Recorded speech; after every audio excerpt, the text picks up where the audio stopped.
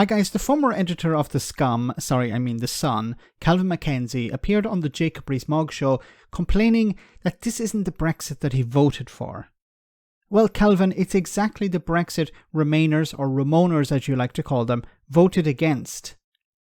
MacKenzie and others are angry that the number of EU laws to be dropped has gone from about 4,000 to less than 600, and therefore Brexit has been betrayed.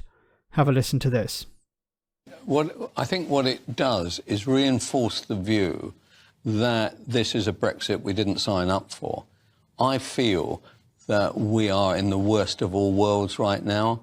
We voted for something it's not being delivered. We've been unlucky with Ukraine, unlucky with COVID and all the rest of it. But we don't have a firm view of what this nation is. And that, I think, is very dangerous for the survival of this Tory administration. And what I can't understand is the why of it. What is the point of saying you're going to do something? I think most people would have said, do you know what? Some of this legislation is way beyond my pay grade. I don't understand 90% of it. But it looks like a good thing. It looks as though we're getting something we voted for. Wait a minute. Who voted for this? Nobody voted for this. Kelvin, where on the ballot paper did it say, vote to leave the EU, excuse me, and by the way, we're going to get rid of 4,000 EU laws? That didn't exist on the ballot paper. That wasn't part of the Brexiteer manifesto back in 2016. It was, we need to leave the EU. That was it. There was nothing about getting rid of EU laws. And incidentally, this is something that pretty much appeared front and centre last year. And I think it was pushed by Jacob Rees-Mogg, who's sitting opposite him, when he was the leader of the House and later when he was the business secretary. Now, why was there this campaign to get rid of all these EU laws? Well, Rishi Sunak and Liz Truss needed to win over the headbangers within the Conservative Party. And in order to win over the headbangers, you needed to have as extreme as possible policies. Liz Truss was talking about getting rid of 2,500 laws, I think it was, and Rishi Sunak realised, well, I have to do better. 4,000 laws. Unfortunately for him, he lost and she won. But this was not part of any Brexit promise or any Brexit pledge back in 2016.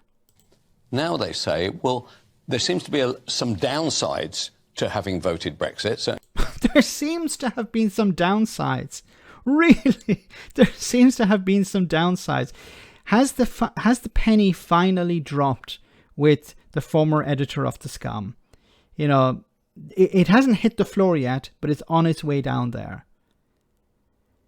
There finally are some downsides. We're finally hearing the Brexiteers be a little bit honest for a change. And in terms of productivity, if you believe the stats, but where is this upside of slashing legislation? No, I'm sorry, there are no upsides. There are no upsides to Brexit. Actually, let me clarify that. There are no upsides for ordinary British people. Perhaps there are some for people who are, you know, newspaper editors or newspaper barons or people who have offshore bank accounts. Perhaps there are some Brexit benefits for them. Or if you want to really find Brexit benefits, you have to go outside the UK. You know, Ireland, the Netherlands, France, Germany, to a lesser extent Italy. These are countries that are benefiting from Brexit. But ordinary British people, no, it was never part of the plan. Legislation, it's not there. And it's very rare that politicians give a specific, identifiable promise and then break it. Very Is this guy for real? The guy who said, food and footwear will be cheaper if we leave the EU. What has happened to food and footwear since Brexit? It's like, you know, this is really, is he trolling people or is he just really forgetful? Very often events overtake and things don't get introduced, but it's quite rare that something that's been introduced was a promise is then reversed. Yes, I honestly think that it is another cloud hanging over this administration. Which, look, the general public don't care about this. It's not a cloud hanging over the Tories. It may be in the mind of Kelvin MacKenzie and other Brexiteers, but for the general public, they're probably not even going to hear about this. And they frankly don't care. They have much bigger concerns, like the cost of frigging living. Which they didn't need. Now, they're probably, if there were a government minister sitting there now, he would probably say, look, this is a massive event. We can't just go like that. In that case, why did they say it, since it would have been obvious at the start that this was a big issue? As I said before, they did it because they needed to win over the headbangers. This was a stupid policy. As soon as I heard it, I was like, are they insane? This doesn't make any sense. But it was about winning over Brexiteers. Brexiteers don't care about reality. It was about ideology. Who can out-Brexit the other person? So Liz Truss was trying to out-Brexit Rishi Sunak. Rishi Sunak was trying to out-Brexit Liz Truss. Eventually she won, and look what she did. And so I really don't understand what's happening to the Tory administration. I think it also makes us a laughing stock of Europe, because in Rishi's statements originally, he said that by getting rid of the legislation would give us a chance to become true leaders in industry. And now we're going back on what he said at that point. No, it was laughing stock of Europe by introducing this legislation or this bill to get rid of EU laws. People in Europe were going, are you insane? What's wrong with you? And then, of course, they realized that Rishi Sunak was just lying.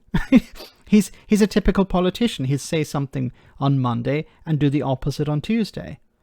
The problem with Liz Truss was that she actually believed her own hype. She actually believed that she could, create growth, grow the economy, cut taxes, and get away with it. Perhaps the people who were advising her told her that, and she was just too stupid to realize it herself. But anyway, back to the main point here. These people are angry because they didn't get the Brexit they voted for. Let me know in the comment section, guys, what you think. As always, your comments are greatly appreciated. Thanks a lot.